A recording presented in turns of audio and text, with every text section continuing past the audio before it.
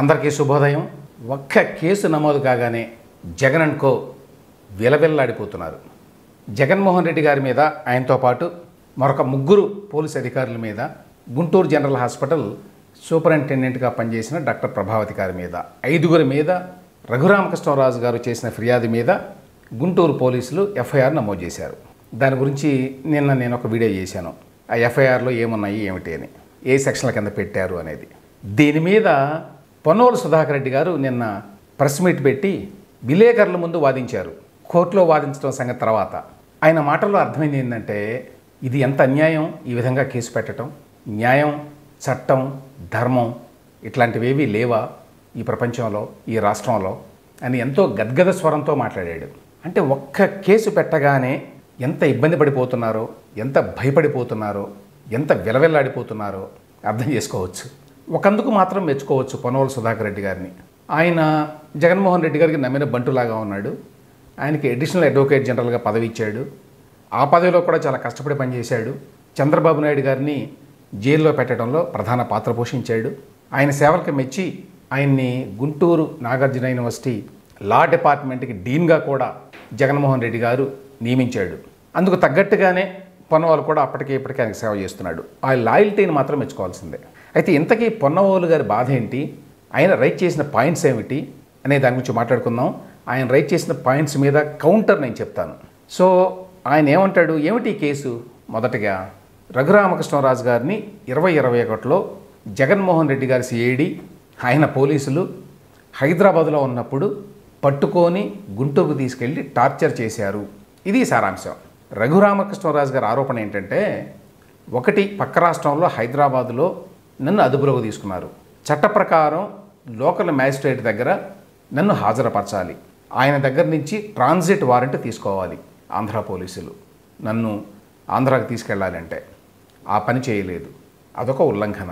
ఆ తర్వాత గుంటూరుకు తీసుకెళ్ళిన తర్వాత సిఐడి ఆఫీసులో నన్ను అర్ధరాత్రి పూట ఇంట్రాగేషన్ పేరుతోటి ఫిజికల్గా టార్చర్ చేశారు. 3rd డిగ్రీ మెథడ్స్ ఉపయోగించారు. 3rd డిగ్రీ అంటే శారీరకంగా హింసించడం, కొట్టడం, రబ్బర్ బెల్ట్తో కొట్టారు, లాఠీలతో కొట్టారు, మోకాళ్ళ మీద కొట్టారు, అరికాళ్ళ మీద కొట్టారు అని చెప్పి చాలా వివరంగా ఆయన తన కంప్లైంట్లో రాశాడు. దీనికి బాధ్యులు ఎవరంటే A1 పివి సునీల్ కుమార్, అప్పటి సిఐడి చీఫ్, A2 అప్పటి నిఘా విభాగం డీజీపీ పిఎస్ఆర్ ఆంజనేయులు, 3వ నిందితుడు అప్పటి ముఖ్యమంత్రి జగన్మోహన్ రెడ్డి, ఎందుకంటే ఆయన కోసమే ఇదంతా వీళ్ళు చేశారు ఈ పోలీసులు. 4వ నిందితుడు విజయపాల్, ఈయన సిఐడిలో అప్పట్లో అడిషనల్ ఎస్పీగా ఉన్నాడు. 5వ నిందితురాలు doctor Prabhavati, Guntur general hospital superintendent. ఆవిడ పాత్ర ఏమిటి? ఎవరినైనా అరెస్ట్ చేసిన తర్వాత వారిని జైలుకు పంపించాలి అంటే, వారికి రిమాండ్ విధించాలి అంటే వారు ఆరోగ్యకరంగా ఉండాలి అని చెప్పి చట్టం చెప్తోంది. వారి ఆరోగ్యాన్ని పరిశీలించి ఫిట్గా ఉన్నాడు అన్న తర్వాత మాత్రమే జైలుకు పంపించాలి. సో మేజిస్ట్రేట్ గారు ఆ మేరకి సంతృప్తి చెందాలి. అందువల్ల మేజిస్ట్రేట్ గారు ఏం చేస్తారంటే, జనరల్గా ఎవరినైనా ప్రొడ్యూస్ చేసినప్పుడు గవర్నమెంట్ హాస్పిటల్కి పంపిస్తారు, ఈయనకి టెస్టులు చేయండి అని. అయితే ఇక్కడేం జరిగిందంటే, రఘురామకృష్ణరాజు గారు మేజిస్ట్రేట్ ముందు ఆ రోజున నన్ను వీళ్ళు విపరీతంగా కొట్టారు, రాత్రంతా బెదిరించారు, ఈ పనులు చేశారు, నా ఫోన్ తీసుకున్నారు, పాస్వర్డ్ కోసం నన్ను కొట్టారు, తర్వాత నన్ను అర్ధరాత్రి పూట అరికాళ్ళ మీద కొట్టి నడిపించి, మళ్ళీ కొట్టి మళ్ళీ నడిపించి, నేను నడవలేనంత వరకు నన్ను కొడుతూనే ఉన్నారు, నాకు దెబ్బలు తగిలినాయి, నాకు 3 నెలల కిందట బైపాస్ సర్జరీ జరిగింది, అది తెలిసి నన్ను మందులు వేసుకోనివ్వలేదు, పోలీసులు నా చెస్ట్ మీద కూర్చున్నారు. ఇవన్నీ కూడా ఆయన మేజిస్ట్రేట్ ముందు చెప్పేసరికి మేజిస్ట్రేట్ గారు తక్షణం ఈయన గుంటూరు జనరల్ హాస్పిటల్లో చూపించండి, ఆయనకి ఏమేమి గాయాలు తగిలినాయో ఆయన చూపిస్తున్నాడు కాబట్టి కోర్టులో, వాటి మీద రిపోర్ట్ కావాలి అని అడిగారు. అయితే ఇక్కడేం జరిగిందంటే, గుంటూరు జనరల్ హాస్పిటల్ సూపరింటెండెంట్గా ఉన్న డాక్టర్ ప్రభావతి గారు అప్పటి వైఎస్ఆర్ ప్రభుత్వానికి చాలా సన్నిహితులు, వైఎస్ఆర్ పార్టీకి చాలా సన్నిహితులు, వారి భర్త గారు, వారి కుటుంబ సభ్యులు వైఎస్ఆర్సీపీలో ఉన్నారు అని చెప్పి రఘురామకృష్ణరాజు గారు ఆరోపించారు. దానికి తగ్గట్టుగానే ఆవిడ ఇచ్చినటువంటి రిపోర్ట్లో, అబ్బాయి ఏమీ దెబ్బలు తగలలేదు, అంత బ్రహ్మాండంగా ఉంది, ఈయన తక్షణం జైలుకు పంపించవచ్చు అని చెప్పి ఇచ్చారు. దాని మీద రఘురామకృష్ణరాజు గారు వెంటనే సుప్రీంకోర్టుకి వెళ్ళారు.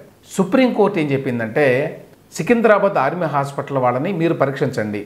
ఆర్మీ హాస్పిటల్కి ఇచ్చారండి, ఎందుకంటే మరే హాస్పిటల్కి ఇచ్చినా కూడా అప్పటి ఆంధ్ర ప్రభుత్వం ప్రభావితం చేయగలదు వాళ్ళని అనేటువంటి అనుమానం ఉన్నది కాబట్టే సుప్రీంకోర్టు ఆనాడు సికింద్రాబాద్ ఆర్మీ హాస్పిటల్కి ఇచ్చింది. సికింద్రాబాద్ ఆర్మీ హాస్పిటల్లో వాళ్ళు చెక్ చేశారు. అప్పట్లో కూడా ఒక రూమర్ వచ్చింది. అదేంటంటే సికింద్రాబాద్ ఆర్మీ హాస్పిటల్లో పనిచేసేటువంటి ఆ డాక్టర్లను ప్రభావితం చేయడానికి జగన్మోహన్ రెడ్డి అండ్ కో లేక పొన్నవోలు అండ్ కో వీళ్ళు ధర్మారెడ్డి గారి ద్వారా ట్రై చేశారు ఇన్ఫ్లుయెన్స్ చేయడానికి. ధర్మారెడ్డి గారంటే టీటీడీ ఎగ్జిక్యూటివ్ ఆఫీసర్గా పనిచేశాడు. అత్యంత సన్నిహితుడు జగన్మోహన్ రెడ్డి గారికి. ఆయన ఢిల్లీలో ఎస్టేట్స్ డిపార్ట్మెంట్లో పనిచేసేవాడు కేంద్ర ప్రభుత్వంలో. ఆ కారణం చేత ఆయనకి చాలా సంబంధాలు ఉన్నాయి అందరితోటి. ఎందుకంటే ఆర్మీకి సంబంధించిన ఎస్టేట్స్ బిల్డింగ్స్ అన్నీ కూడా ఆ మెయింటెనెన్స్ డిపార్ట్మెంట్లో ఉన్నాడు ఈయన. ఆ విధంగా ఇన్ఫ్లుయెన్స్ చేయడానికి ట్రై చేశాడు అని చెప్పి రఘురామకృష్ణరాజు గారు తర్వాత ఆరోపణ చేశారు కూడా. ఏవైనప్పటికీ సికింద్రాబాద్ ఆర్మీ హాస్పిటల్లో ఉన్న డాక్టర్లు ఒక రిపోర్ట్ ఇచ్చారు. ఆ రిపోర్టు ప్రకారం అవును ఈయనకి కాళ్ళకి గాయాలు ఉన్నాయి, ఈయనకి కాలి వేళ్ళు కొన్ని చిట్లిపోయినాయి అని చెప్పి ఒక డీటెయిల్డ్ రిపోర్ట్ ఇచ్చారు. ఆ రిపోర్టు చూసిన తర్వాత అప్పటి సుప్రీంకోర్టు బెంచ్ ఏం చెప్పింది, ఈయనకి దెబ్బలు తగిలిన మాట వాస్తవం, ఇవి చూస్తుంటే ఖచ్చితంగా అనుమానాలు వస్తున్నాయి, పోలీసులు ఈయన మీద 3rd డిగ్రీ ఉపయోగించారు అని. అందువల్ల ఈయనకి తక్షణం బెయిల్ కూడా ఇస్తున్నామని చెప్పి బెయిల్ కూడా ఇచ్చారు. అప్పట్లో ఇంత తతంగం జరిగింది. ఇది నేపథ్యం. ఇప్పుడు మన పనోలు సుధాకర్ రెడ్డి గారు ఏం చెప్తున్నారు, ఆయన వాదన ఏంటి? ఆయన వాదన ఏంటంటే అప్పట్లో రఘురామకృష్ణరాజు గారు ఇచ్చినటువంటి వాంగ్మూలం ఒకటి, ఇప్పుడు కంప్లైంట్లో చెప్పింది ఒకటి. ఫస్ట్ పాయింట్ ఏం చెప్పారు అప్పట్లో రఘురామకృష్ణరాజు గారు, నన్ను రాత్రిపూట పోలీసులు మాస్కులు వేసుకొని నన్ను కొట్టారు అప్పటి మేజిస్ట్రేట్కి ఆ మర్నాడు పొద్దున. ఇప్పుడు ఏమంటాడు పొన్నవాళ్ళు గారు, మాస్కులు వేసుకొని ఉన్నారు కాబట్టి మీకు ఎలా తెలిసింది పివి సునీల్ కుమార్ గారు కొట్టారని, సీతారామాంజనేయులు గారు అక్కడ ఉన్నారని? అది ఆయన ప్రశ్న. ఆ నెక్స్ట్ డే మార్నింగ్ మీరు మేజిస్ట్రేట్కి ఆ మాట చెప్పలేదు కదా, ఆ రోజున ఆ మాట చెప్పలేదు కాబట్టి ఆ తర్వాత చెప్పడానికి వీల్లేదు అంటున్నాడు పొన్నవాళ్ళు గారు. ఇది చాలా విచిత్రమైన విషయం. ఎందుకంటే నేరం జరిగిన వెంటనే ఫలానా వాళ్ళే నేరం చేశారు అని చెప్పకపోతే ఎవరిని కూడా ఆ తర్వాత ఆ నేరం చేసినట్టుగా నిందితులుగా చూపించడానికి వీల్లేదు పొన్నవాళ్ళు గారు చెప్పే మాటలను బట్టి. అలా జరగదు కదా. ఎందుకంటే చంద్రబాబు నాయుడు గారి మీద కేసులు పెట్టింది జగన్మోహన్ రెడ్డి ప్రభుత్వం. ఆ కేసు ఎప్పుడో 2020లోనో 2021లోనో నమోదు చేసి ఆయన పెట్టిన మీద చాలా కేసులు, ఉదాహరణకి స్కిల్ డెవలప్మెంటే తీసుకోండి, అది ఎప్పుడో 2015లో కదా పెట్టింది ఒరిజినల్గా. ఆ తర్వాత వీళ్ళు మళ్ళీ వచ్చి 2021లో ఏమో పెట్టారు కదా. మరి 23 సెప్టెంబర్లో అప్పటికప్పుడు చంద్రబాబు నాయుడు గారిని 37వ నిందితుడిగా చేర్చి అరెస్ట్ ఎట్లా చేశారు? ఎన్నో సంవత్సరాల తర్వాత, 6-7 సంవత్సరాల తర్వాత. ఆ విషయం గుర్తుకు రాలేదు పనోలు గారికి. తర్వాత నెక్స్ట్ డే మార్నింగే చెప్పాలట రఘురామకృష్ణరాజు మేజిస్ట్రేట్కి. ఆ రోజు చెప్పలేదు కాబట్టి తర్వాత చెప్పడానికి వీల్లేదట.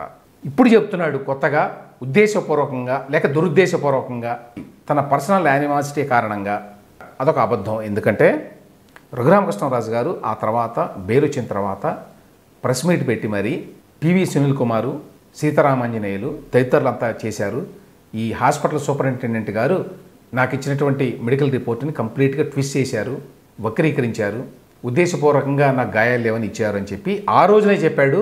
ఆ తర్వాత కనీసం ఒక 25 ఆయన రచ్చబండ కార్యక్రమంలో కానివ్వండి, రకరకాల వాళ్ళకి ఇచ్చిన ఇంటర్వ్యూల్లో కానివ్వండి, రఘురామకృష్ణరాజు గారు చాలా స్పష్టంగా వీళ్ళందరూ కలిసి నన్ను కొట్టారు, ఈ పివి సునీల్ కుమార్ అని ఆయన కొట్టాడు, సీతారామాంజనేయులు గారు అక్కడ ఉన్నాడు, ఈ విజయపాల్ గారు ఇందులో పాత్ర వహించాడు, ఈ గుంటూరు జనరల్ హాస్పిటల్ సూపరింటెండెంట్ గారు కూడా ఇందులో ఒక పాత్ర పోషించారు అని ఇవన్నీ చెప్తూ వస్తున్నాడు. ఎన్నోసార్లు చెప్పాడు, ఒక్కసారి కాదు. అంతేకాదు ఆ తర్వాత ఆయన వీళ్ళందరి మీద కూడా కంప్లైంట్ చేస్తూ లోక్సభ స్పీకర్ ఓం బిర్లా గారికి లేఖ రాశారు, కంప్లైంట్ చేశారు. దాన్ని చాలాసార్లు ఫాలోఅప్ చేశారు. దాని గురించి చాలాసార్లు ప్రెస్ మీట్లో మాట్లాడారు. అంతేకాదు ఆ తర్వాత ఆయన సుప్రీంకోర్టులో ఒక కేసు వేశారు. ఏమని? వీళ్ళందరూ నన్ను ఆ రోజు రాత్రి కలిసి కొట్టారు, చట్టాన్ని ఉల్లంఘించారు ఈ పోలీసులు. ఇవన్నీ కూడా అప్పటి ముఖ్యమంత్రి జగన్మోహన్ రెడ్డి గారి ఆదేశాల మేరకు చేశారు. అందువల్ల ఈ కేసుని సిబిఐ విచారణ చేసేట్టుగా మీరు ఆదేశించండి అని చెప్పి కేసు వేశారు. మరి ఆనాడే చెప్పారు కదా ఆయన వీళ్ళందరి పేర్లు, ఆ కేసులో కూడా వీళ్ళందరి పేర్లు ఉన్నాయి కదా. ఆ తర్వాత అనేక ప్రెస్ మీట్లు ఆయన చెప్పారు కదా. కాబట్టి సంఘటన జరిగిన మరునాడు పొద్దున మేజిస్ట్రేట్ ముందు రఘురామకృష్ణరాజు గారు వీళ్ళ పేర్లు చెప్పలేదు కాబట్టి ఇప్పుడు వాళ్ళ పేర్లు పెట్టడానికి వీల్లేదు అని పనోలు సుధాకర్ రెడ్డి గారు చేసిన వాదన చెల్లుబాటు కాదు. ఇక రెండవ పాయింట్, బిలేటెడ్గా పెట్టారట కేసు. ఆయన పాయింట్ అది. 3 ఏళ్ల తర్వాత ఫిర్యాదు చేస్తే అందులో ప్రస్తావించిన వారందరిపైన ఇప్పుడు కేసు నమోదు చేయటం పూర్తిగా అసమంజసం. అసలు ఈ కేసులో వైఎస్ జగన్ ఎలా నిందితుడు అవుతారు అని 2 ప్రశ్నలు. ఒకటి, 3 ఏళ్ల తర్వాత ఫిర్యాదు చేస్తే కేసు పెట్టరు అంటే దానికి 2 పాయింట్లు. ఒకటి, గతంలో ఎప్పుడో జరిగిన ఘటనలకు సంబంధించి తర్వాత ఎప్పుడో కేసు పెట్టిన మాట వాస్తవా కాదా? అప్పుడు ప్రతిపక్ష నాయకులందరి మీద పెట్టిన కేసులు ఎప్పుడు జరిగినాయి? 2019కి ముందు, 2014లోనో 15లోనో 16లోనో 17లోనో 18లోనో జరిగినవి కదా. కేసులు పెట్టింది ఎప్పుడు మీరు? 2020, 21, 22, 23. ఎక్కువ మందిని అరెస్ట్ చేసింది ఎప్పుడు? 2023లో. కాబట్టి 3 ఏళ్ల తర్వాత ఫిర్యాదు చేయకూడదు, ఫిర్యాదు చేస్తే కేసు పెట్టకూడదు అని పొన్నవాళ్ళు గారు ఎట్లా చెప్తారో మనకు అర్థం కాల. తర్వాత ఈ కేసులో వైఎస్ జగన్ ఎలా నిందితుడు అవుతారు? ఎందుకంటే నేరుగా ఆయన అక్కడ ఉండి కొట్టలేదు కదా. మరి స్కిల్ డెవలప్మెంట్ కేసు కావచ్చు, అలైన్మెంట్ కేసు కావచ్చు, ఏ కేసులోనూ అప్పటి ముఖ్యమంత్రి చంద్రబాబు నాయుడు గారు నేరుగా అక్కడ నిలబడి ఏమీ చేయలేదు కదా. స్వయంగా ఆయన దేని మీద సంతకం పెట్టి ఎవరికి డబ్బులు ఇవ్వలేదు కదా. అయినా కూడా ఆయన మీద కేసు పెట్టారు. కేసు పెట్టడమే కాదు, అరెస్ట్ కూడా చేశారు కదా. మరి ఇప్పుడు జగన్మోహన్ రెడ్డిని ఎందుకు బాధ్యుడిని చేయరు? ఎందుకంటే ఆయన ఆదేశాల మేరకు వీళ్ళందరూ చేశారు అని కదా ఆరోపణ రఘురామకృష్ణరాజు గారు చేస్తోంది. ఇక మూడవది, అసలు టార్చర్ చేయలేదు ఆయన్ని, అదంతా అబద్ధం. అదే కనుక నిజమైతే గుంటూరు జనరల్ హాస్పిటల్ వైద్యుల్లో నివేదిక ఇచ్చేవాళ్ళు కదా, వాళ్ళ నివేదికలో ఇదేదీ లేదు కదా అని చాలా అమాయకంగా ప్రశ్నించాడు పొన్నవాళ్ళు సుధాకర్ రెడ్డి గారు. అయ్యా, అసలు సమస్య అంతా అక్కడే ఉంది. ఈ గుంటూరు జనరల్ హాస్పిటల్లో ఉన్న వైద్య బృందం అప్పటి సూపరింటెండెంట్ డాక్టర్ ప్రభావతి గారి ఇన్ఫ్లుయెన్స్ మేరకు, ఆదేశాల మేరకు వాస్తవాలని ఆ రిపోర్ట్లో ఇవ్వలేదు అనేదే మొత్తం అసలు కంట్రవర్సీ. అందువలనే సుప్రీంకోర్టు వారు సికింద్రాబాద్ ఆర్మీ హాస్పిటల్ వాళ్ళకి అప్పచెప్పారు. ఇవి వాస్తవాలు. కాబట్టి ఇప్పుడు అవన్నీ ఏమి జరగనట్టుగా, అవన్నీ మర్చిపోయి గుంటూరు జనరల్ హాస్పిటల్ వాళ్ళు నివేదిక ఇచ్చారు, అది ఆయనకి ఏమీ దెబ్బలు తగలలేదు అని చెప్పి అమాయకంగా మరి ఎలా మాట్లాడుతున్నారో పొన్నవాళ్ళు సుధాకర్ రెడ్డి గారు మనకు అర్థం కాల. స్వయంగా సుప్రీంకోర్టే కన్విన్స్ అయింది. ఇక్కడ రాష్ట్ర ప్రభుత్వం ఆధ్వర్యంలో నడిచేటువంటి ఏ ఆసుపత్రి కూడా వాస్తవ నివేదిక ఇవ్వదు ఈ అంశం మీద అని కన్విన్స్ అయ్యి సికింద్రాబాద్ జనరల్ హాస్పిటల్ వైద్యుల చేత పరీక్షలు జరిపి నివేదిక తెప్పించుకుంది. సో అది చెల్లదు. ఇది కాకుండా చివరగా ఒక పాయింట్ చెప్పాడు. ఇందులో ఉన్న వాస్తవాలు అవాస్తవాలు మనకు తెలియదు. ఏమిటంటే జూన్ నెల 11వ తేదీన రఘురామకృష్ణరాజు గారు ఈమెయిల్ ద్వారా ఫిర్యాదు చేశాడు. జూలై నెల 11వ తేదీన ఎఫ్ఐఆర్ నమోదు చేశారు గుంటూరు నగరంపాలెం పోలీస్ స్టేషన్ వారు. పోలీసులు దాన్ని డైరెక్టర్ ఆఫ్ ప్రాసిక్యూషన్ వారికి పంపించారు, ఈ కేసు పెట్టవచ్చా లేదా అని. దాని మీద మీరు ఈ సెక్షన్ల కింద కేసు పెట్టవచ్చు అని చెప్పి వాళ్ళు పంపించారు. అయితే వీళ్ళు 11వ తేదీన వాళ్ళకి పంపిస్తే వాళ్ళు 10వ తేదీ డేట్ తోటి ఆ డైరెక్టర్ ఆఫ్ ప్రాసిక్యూషన్ వాళ్ళు వెనక్కి లేఖ రాశారు అని చెప్పి పొన్నవాళ్ళు గారు చెప్పారు. సో ఇందులో వాస్తవం ఉందో అవాస్తవం ఉందో తెలియదు. ముందే ఒకరోజు ముందే ఎట్లా వాళ్ళు ఇస్తారు అనేటువంటి ప్రశ్న కరెక్ట్ ప్రశ్నే. అయితే ఇందులో ఎంత వాస్తవం ఉంది అనేది తెలియదు, నెంబర్ 1. నెంబర్ 2, దురదృష్టవశాత్తు ఆయన ప్రెస్ మీట్ పెట్టినప్పుడు విలేకరులు కూడా ఆ డాక్యుమెంట్ ఇవ్వండి నుంచి అడగలేదు. సో ఇవి వాదనలు. ఇక నెక్స్ట్ కీలకమైన పాయింట్ ఏమిటంటే, ఎందుకు పొన్నవాళ్ళు గారు అలాగే జగన్మోహన్ రెడ్డి గారు అనుకో ఇంత తీవ్రంగా ఉలిక్కి పడుతున్నారు ఈ కేసు మీద? ఆయన చాలా మాటలు మాట్లాడాడు. అసలు ఈ రకమైన సాంప్రదాయాన్ని ప్రారంభిస్తే ఇంకేమన్నా ఉందా? ఈ రకంగా చట్టాలని వక్రీకరించి న్యాయం ధర్మం లేకుండా ఇలా కేసులు పెడతారా అని చాలా బాధపడిపోయాడు ఆయన. ఎంత ల్యాక్ ఆఫ్ సెల్ఫ్ అవేర్నెస్ ఉన్నది జగన్మోహన్ రెడ్డి గారికి అని చెప్పి గతంలో మాట్లాడాను నేను. ఆయన బృందంలో ఉన్నటువంటి పొన్నవాళ్ళు గారికి కూడా అదే సమస్య ఉందన్నమాట, ల్యాక్ ఆఫ్ సెల్ఫ్ అవేర్నెస్. మనం ఏం చేసాం గతంలో అనే విషయం గుర్తు లేకపోవడం. ఎందుకంటే ఈ విధంగా కేసులు పెట్టడం అనే సాంప్రదాయాన్ని మొదలుపెట్టింది జగన్మోహన్ రెడ్డి, పొన్నవాళ్ళు సుధాకర్ రెడ్డి. కాబట్టి ఇప్పుడు కొత్తగా ఇటువంటి సాంప్రదాయాన్ని మొదలుపెట్టలేదు ఈ ప్రభుత్వం. ఈ ప్రభుత్వం వాస్తవంగా జగన్మోహన్ రెడ్డి గారి ప్రభుత్వం మొదలుపెట్టినటువంటి సాంప్రదాయాన్ని అనుసరిస్తోంది. ఈ విధంగా కేసులు పెడితే అధికారులంతా ఎలా పనిచేస్తారు? ఇది దుష్ట సాంప్రదాయం కాదా? పోయిన ప్రభుత్వం మీద కొత్త ప్రభుత్వం ఈ విధంగా కేసులు పెట్టుకుంటూ పోతే ఏ విధంగా అసలు రాష్ట్రం నడుస్తుంది? చట్టం వ్యవస్థలన్నీ ఏమైపోతాయి అని చాలా పెద్ద పెద్ద డైలాగులు చెప్పారు పొన్నవాళ్ళు గారు. గమ్మత్ ఏమిటంటే ఇవన్నీ చేసిన ఘనత జగన్మోహన్ రెడ్డి ప్రభుత్వంలో ఉన్నటువంటి పొన్నవాళ్ళు గారిది, మిగతా వాళ్ళందరిది. ఇప్పుడు కొత్తగా చంద్రబాబు నాయుడు గారి ప్రభుత్వం ఏమీ చేయనక్కర్లేదు.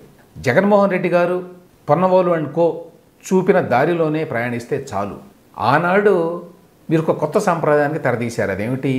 ఎవరి మీదనైనా ఏ రకమైన అవుట్రీజియస్ ఆరోపణలు చేయొచ్చు. ఆరోపణలు చేయడమే కాదు, ఆరోపణలు చేసిన వెంటనే కేసు పెట్టచ్చు. కేసు పెట్టడమే కాదు, కేసు పెట్టిన వెంటనే ఏ ఆధారాలు లేకుండా, కోర్టులో ఏమీ నిరూపించకుండా వాళ్ళని జైల్లో పెట్టచ్చు. జైల్లో పెట్టడమే కాదు, వాళ్ళకి బెయిల్ రాకుండా సుప్రీంకోర్టు వరకు వెళ్ళి ఖరీదైన లాయర్లను పెట్టి మొత్తం రాష్ట్ర ప్రభుత్వ యంత్రాంగాన్నంతా రంగంలోకి దించి వాళ్ళని జైల్లోనే మగ్గిపోయేట్టుగా చేయొచ్చు అని ఒక కొత్త సాంప్రదాయాన్ని మొదలుపెట్టింది ఎవరు? మీరే. అవన్నీ మర్చిపోతే అలాగా? ఎందుకు ఇంత భయపడుతున్నారు ఇప్పుడు పొన్నవాళ్ళు గారు, ఆయన బాసు జగన్మోహన్ రెడ్డి గారు? అంటే వారు ఏ విధంగా అయితే గతంలో చేశారో అదే విధంగా ఈ ప్రభుత్వం కూడా చేయబోతోందా అనే భయం అన్నమాట. అంటే ఏదో కేసు పెట్టడం, ఆ కేసులో నిందితులుగా చేర్చడం, నిందితులుగా చేర్చిన తర్వాత ఏదో ఒక రోజున వెళ్ళి అరెస్ట్ చేయటం. అలా అరెస్ట్ చేసి జైల్లో పెడతారా? తాము ఏమైతే చేశారో అవన్నీ గుర్తుకొస్తున్నాయి పొన్నవాళ్ళు గారికి, జగన్మోహన్ రెడ్డి గారికి. దీని మీద పివి సునీల్ కుమార్ గారు రెస్పాండ్ అయ్యారు. ఆయన ఎక్యూజ్ నెంబర్ 1 ఇందులో. ఆయన గురించి గతంలో చాలాసార్లు మాట్లాడారు రఘురామకృష్ణరాజు గారు. ఎందుకంటే ఆయన మీద కేసు పెట్టింది ప్రధానంగా సునీల్ కుమార్ గారు సిఐడి చీఫ్గా ఉండగా. పెట్టిన కేసు ఏమిటండి? దేశద్రోహం. ఏమిటి దేశద్రోహం రఘురామకృష్ణరాజు గారు చేసింది? జగన్మోహన్ రెడ్డి గారిని తిట్టడం. సరే, ఆయన భాష సమంజసంగా లేదు, ఆయన తీవ్ర పదజాలంతో ఒక ముఖ్యమంత్రిని పట్టుకొని తిడుతున్నాడు అని విమర్శించవచ్చు. కానీ అధికారం చేతిలో ఉంది కదా అని చెప్పి సెడిషన్ కేసు పెట్టారు అన్నాడు. దేశద్రోహం కేసు. ఆ కేసు పెట్టినప్పుడు సునీల్ కుమార్ గారికి తెలియదా ఇది అన్యాయం, అక్రమం, చట్టాలను వక్రీకరించడం అని? జగన్మోహన్ రెడ్డి గారిని తిడితే సమాజంలో ఉద్రిక్తతలు తలెత్తుతాయట, వివిధ వర్గాల మధ్య తగాదాలు వస్తాయట, మతపరమైన ఘర్షణలు వస్తాయట. ఇది ఇంటర్ప్రిటేషన్ వాళ్ళు ఇచ్చింది ఆ కేసులో. ఆ దేశద్రోహం కేసు చెల్లదు అని చెప్పి సుప్రీంకోర్టు తర్వాత చెప్పింది అనుకోండి. ఇప్పుడు అదే పివి సునీల్ కుమార్ గారు ఉలిక్కి పడుతున్నారు. ఆయన నిన్న ఒక ట్వీట్ చేశారు. పొన్నవాళ్ళు గారు కూడా ఇదే చెప్పారండి, సాక్షిలో కూడా ఇదే రాశారు.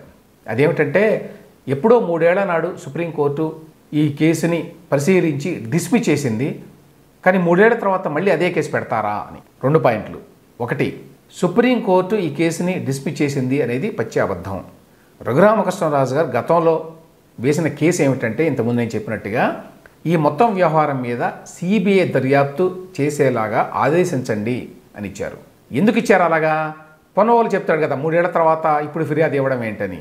3 ఏళ్ల తర్వాత ఎందుకు ఫిర్యాదు ఇచ్చాడు రఘురామకృష్ణరాజు గారు? ఎందుకంటే ఆనాడు ఫిర్యాదు ఇస్తే తీసుకునే వాళ్ళు ఎవరు లేరు ఆంధ్రప్రదేశ్లో. అసలు ఆయన రాష్ట్రానికే రాకుండా చేశారు మీరు. రాష్ట్రానికి వస్తే రకరకాల కేసులు ఉన్నాయి, ఎక్కడెక్కడో ఏదో పెట్టి రెడీగా ఉంచుకున్నారు. ఎక్కడికి వచ్చినా సరే అరెస్ట్ చేయడానికి సిద్ధంగా ఉన్నారు, జైల్లో పెట్టడానికి రెడీగా ఉన్నారు. కాబట్టి 3 ఏళ్ల పాటు ఆయన ఎందుకు ఫిర్యాదు ఇవ్వలేదు మీకు? బయట రోజు మాట్లాడి కూడా ఎందుకు ఇవ్వలేదంటే మీరు స్వీకరించరు కాబట్టి, మీ ప్రభుత్వం మీదనే ఆరోపణ కాబట్టి. ఆ నేపథ్యంలోనే ఈయన ఏమన్నాడంటే ఈ రాష్ట్రంలో నాకు న్యాయం జరగదు కాబట్టి మీరు సిబిఐకి దర్యాప్తును అప్పగించండి నా మీద జరిగినటువంటి అరాచకానికి, నా మీద జరిగినటువంటి హింసకి అని. అప్పుడు సుప్రీంకోర్టు ఏమన్నది? ఇది మీరు కింది కోర్టులో తేల్చుకోకుండా ఒకేసారి సుప్రీంకోర్టుకి రాకూడదు. ఆ తర్వాత హైకోర్టుకు వెళ్ళారు రఘురామకృష్ణరాజు గారు. హైకోర్టులో ఆ కేసు అప్పటికి ఇప్పటికీ నడుస్తోంది. ఇంకా దానికి ఇప్పుడు ఇచ్చిన ఫిర్యాదుకి సంబంధం లేదు. ఆ కేసు ఏమిటి? సిబిఐ దర్యాప్తుకు ఆదేశించండి అని, అంతే. అసలు కేసును విచారించండి అని చెప్పి ఇప్పుడు ఫిర్యాదు చేశారు. దాని మీద ఇప్పుడు ఎఫ్ఐఆర్ నమోదైంది. కాబట్టి 3 ఏళ్ల తర్వాత అని కానీ, లేకపోతే పివి సునీల్ కుమార్ గారు చెప్పినట్టు సుప్రీంకోర్టు ఆల్రెడీ డిస్మిస్ చేసిన కేసు అని చెప్పి చెప్పటం కానీ పూర్తిగా అవాస్తవం.